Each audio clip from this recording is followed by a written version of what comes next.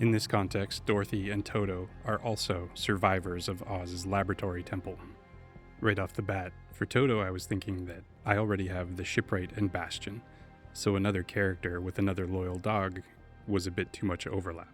But I now have chimeras handy, so why not put them to use? I thought it would be awesome if Toto was a cynocephali, a dog-headed man. He's become a loyal friend and protector. I was thinking of Toto as being part of the wizard's royal guard, one of his inner circle that, while highly skilled and specialized, he became just another test subject when inspiration struck Oz. So he's had his head replaced with that of a canine, but his original mind has been preserved. For Dorothy, I thought that she would represent a number of different experiments. One is grafting different pieces together, in the vein of Frankenstein's monster.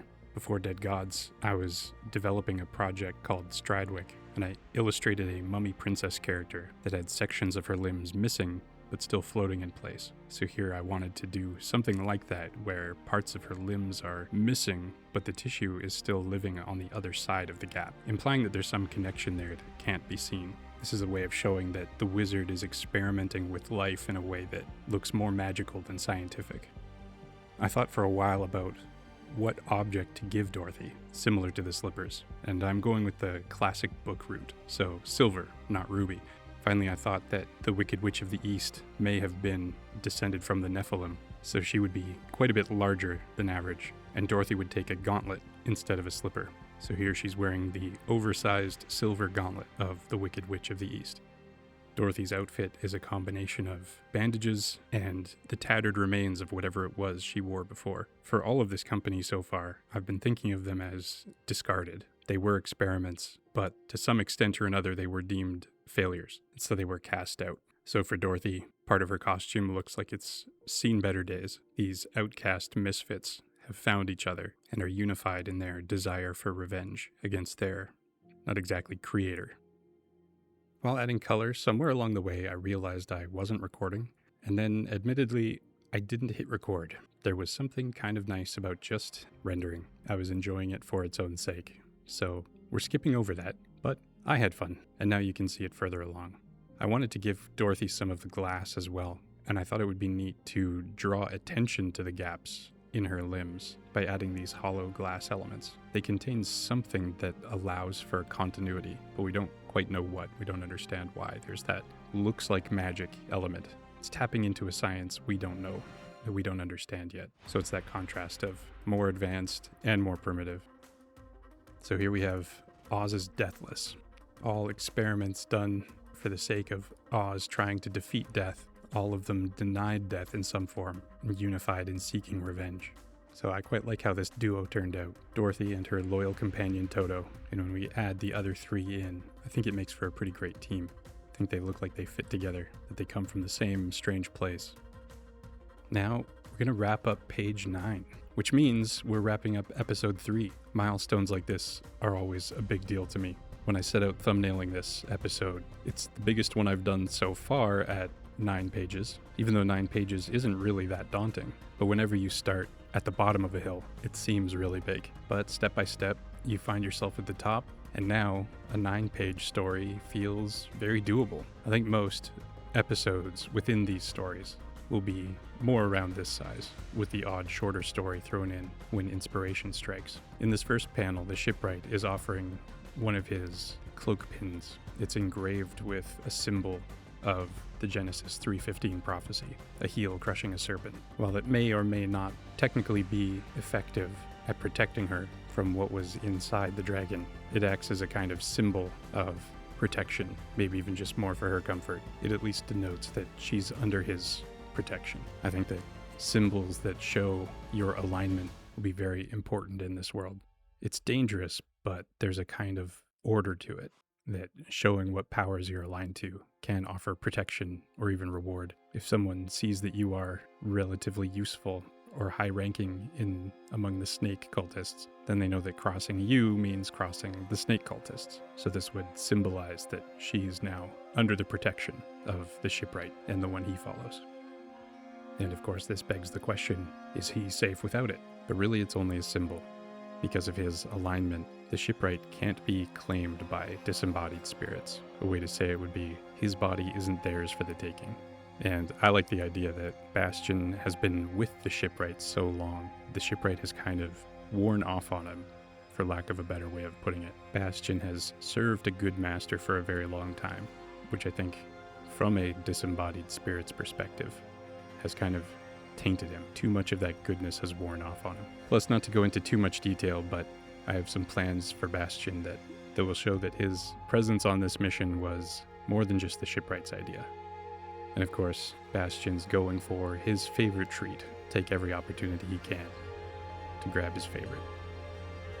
So there's a big storytelling system in place. Major studios are able to acquire big budgets to tell stories, but their size tends to work against them. The bigger they go, the broader the stories have to go. The consequence of this, these bigger storytellers think they're limited in what kinds of stories they can tell, and those limits only grow.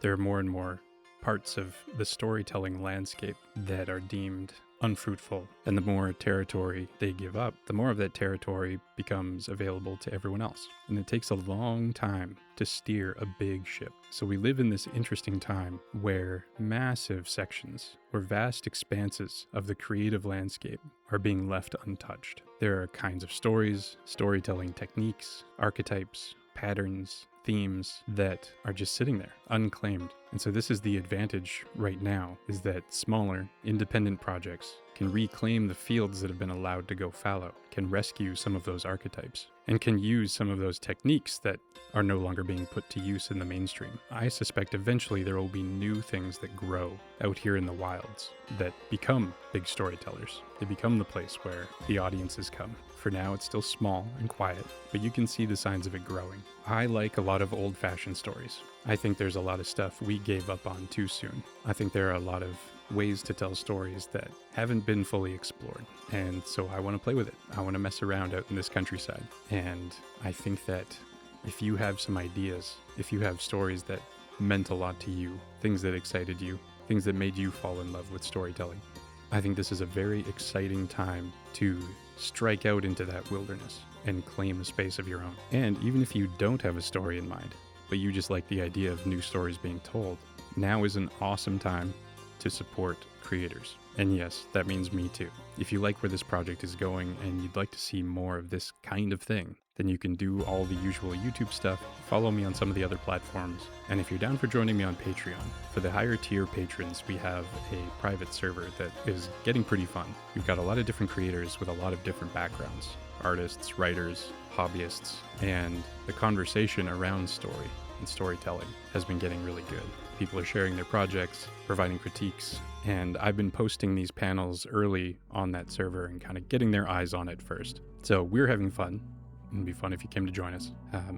Or if you want a book on your shelf now, my previous story, Tellurian, is available in the link below, which is a silent adventure story. No words, just images. It was partly a grand experiment to see how much story the visuals could carry on their own without words. And in my opinion, I think it was a successful experiment because the answer seems to be quite a lot. You can think of it like a silent feature film in book form. So here to explain these two shots with the dragonfly. The day has passed, the next night has fallen. We get a close-up of a dragonfly, seemingly minding its own business, when its eyes shift from yellow to red. I'm using this visual shorthand that when something is occupied, its eyes take on the color of the Nephilim. So we get red sclera, pale irises. In this case, dragonflies don't have sclera or irises, at least not in the same way we do, but the color remains the same. So whatever had been in the dragon is now in this dragonfly. And it almost immediately meets a second comeuppance. For this final shot, we get a reminder that the shipwright and company are not alone. They are being followed. The god of the hunt has sent one of his acolytes, the wolf, to hunt them down on his behalf. He's sliced the dragonfly in half, and we see in the distance that the scavengers of the swamp have begun to descend on its remains. So like I said, this marks the end of page 9 and the end of the episode, which means I'm going to move on to episode 4. However, I have some plans. Rather than just jump right into the next episode, I am going to finish off the last 2 Oz entries, but I'm going to take some time to draw some broader Dead Gods content for the next little while. I still have some planning to do with the next episode, and I don't want to get started until I have a solid beginning, middle, and end. The worst thing would be to start and then change my mind partway through. And right now, it's that I'm wrestling with 3 different ideas that I like. I need to make sure that I'm picking the right one and putting things in the right order. But in the meantime, I think doing some more exploration drawings of the world and the possibilities of this setting will be beneficial. Honestly, partly just for the purposes of marketing, helping to get people excited about the future. It's one thing to just stay in the trenches of executing the story panel by panel, but it's also worth spending some time to make material that remind people what there is to look forward to as this story unfolds. So I'll talk more about that next week.